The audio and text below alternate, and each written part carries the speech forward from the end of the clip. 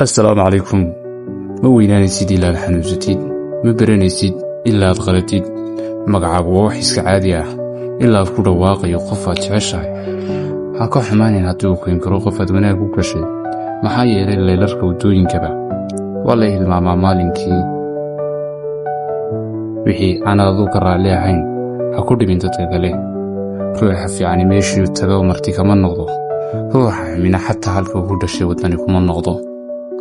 laba arrin ayaa muujiya shakhsiyadda qofka: sabirkiisa marka uusan haysan waxba, iyo dhaqankiisa marka uu wax kastaba haysto.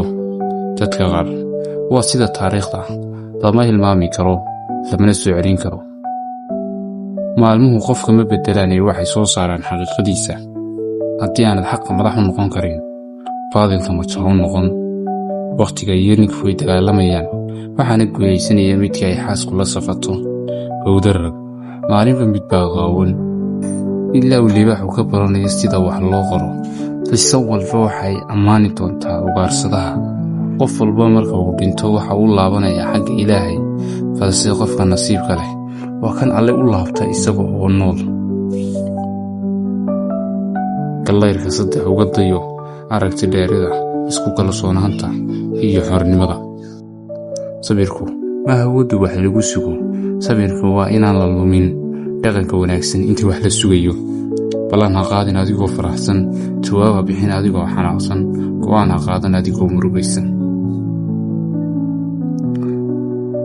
laba qof oo keliya ayaa kuu sheegi kara xaqiiqada: waa saaxiib si qoto dheer ku jecel iyo cadow tabar darreeyey.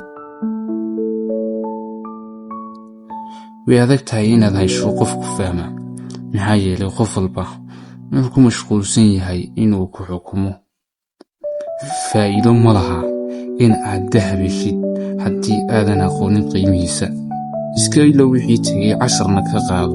ma jirto hooyo baagamuuta ah, balse waxaa jirta hooyo mushaar la'aan ah.